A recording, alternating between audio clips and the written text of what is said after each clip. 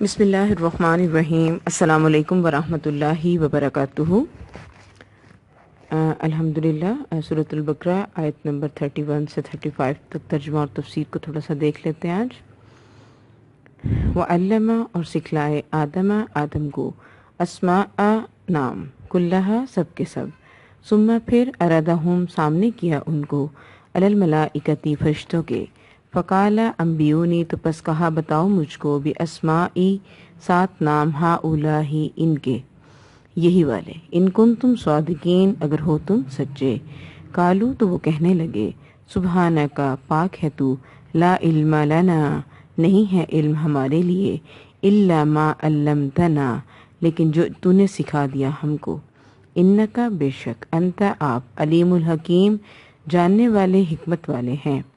کالا کہا یا آدم اے آدم انبی ہم نام بتا دو باسمائہم ساتھ ان کے نام، فلما تو البتہ جب انبأہم بتا دیے ان کو باسمائہم ان کے نام، کالا کہا الم اقل لکم کیا نہیں میں نے کہا تھا تم سے، انی بے شک میں اعلم میں زیادہ جانتا ہوں، غیب السماوات غیب آسمانوں کا، والارض اور زمین کا، واعلم اور میں زیادہ جانتا ہوں ما تبدون جو تم ظاہر کرتے ہو، وما کنتم تکتمون اور جو تم ہو چھپاتے۔ وَإِذْ قُلْنَا اور جب کہا ہم نے، للملائکتی فرشتوں کے لیے، اسجدوا سجدہ کرو، لآدم آدم کے لیے، فسجدوا تو پس سجدہ کیا، الا مگر ابلیس نے، مگر سجدہ ابلیس نے نہیں کیا، ابا اس نے نہ مانا، واستکبر اور تکبر کیا، وکان من الکافرین اور ہو گیا وہ کافروں میں سے۔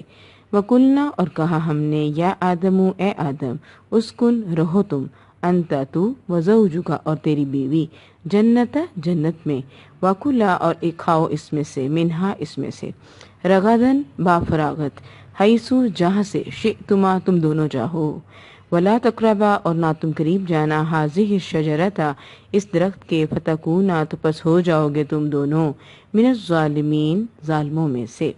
اب ہم اس کی تفسیر دیکھتے ہیں تھوڑی سی۔ آپ یہ دیکھیں کہ اللہ تعالیٰ نے یہاں پہ کہا کہ وَعَلَّمَ آدَمَ الْأَسْمَاءَ اور سکھلا دیے آدم کو سارے نام۔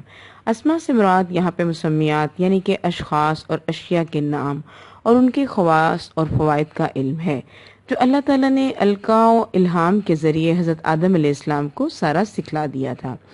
پھر جب ان سے یہ کہا گیا کہ آدم علیہ السلام ان کے نام بتاؤ تو انہوں نے فوراً سب کچھ بیان کر دیا، کیونکہ اللہ تعالیٰ نے ان کو سکھایا ہوا تھا اور فرشتے اس چیز کو بیان نہ کر سکے۔ اسی طرح اللہ تعالیٰ نے ایک طرف تو فرشتوں پر حکمت تخلیق آدم واضح کر دی، دوسری طرح دنیا کا نظام چلانے کے لیے علم کی اہمیت اور فضیلت بھی بیان کر دی۔ اب آپ یہاں دیکھیں، قالو انہوں نے کہا سبحانک لا علم لنا بے شک تو پاک ہے ہمیں نہیں علم مگر تو نے جو ہمیں سکھایا، اور تو جاننے والا اور حکمت والا ہے۔ رب تعالیٰ کی ذات جو ہے وہ واقعی سب کچھ جاننے والی ہے، اپنے علم کے اعتبار سے انسان کی شارک سے بھی زیادہ قریب ہے۔ قالا یا آدم کہا اے آدم اب خبر دو ان کو ان کے ناموں کی، پھر خبر دی ان کو ان کے ناموں کی انہوں نے۔ قالا الم اقل لکم کہا کیا میں نے نہیں کہا تھا تم سے کہ میں غیب آسمانوں کا اور زمین کا زیادہ جانتا ہوں، اور میں زیادہ جانتا ہوں جو تم ظاہر کرتے ہو اور جو تم چھپاتے ہو۔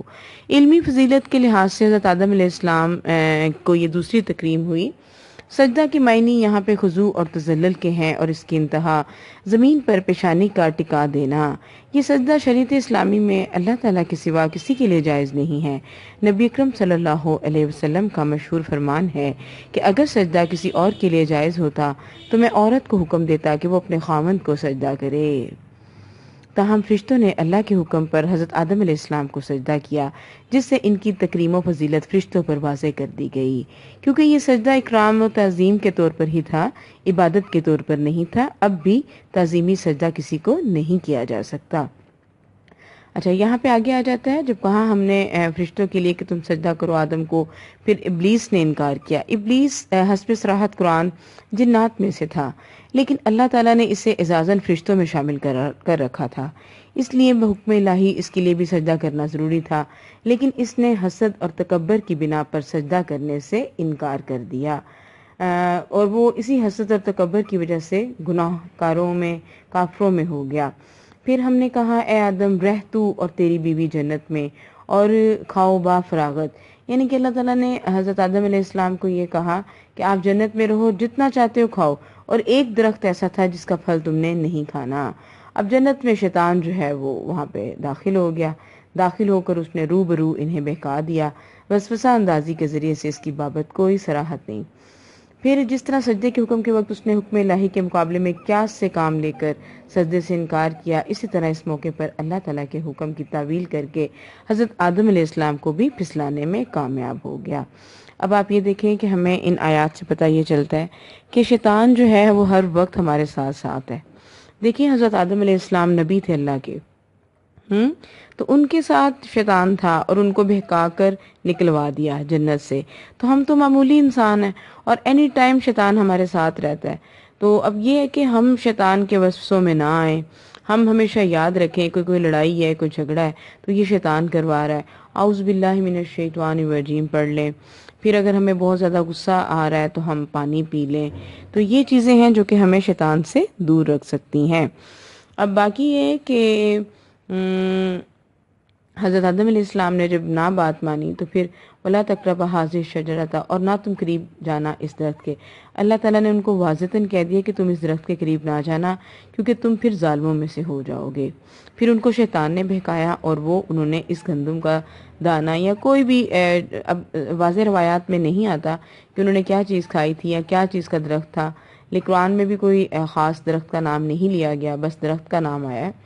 تو ہم لوگ بھی اتنا ہی سمجھیں گے جتنا کہ قرآن نے ہمیں تفسیر میں بتایا۔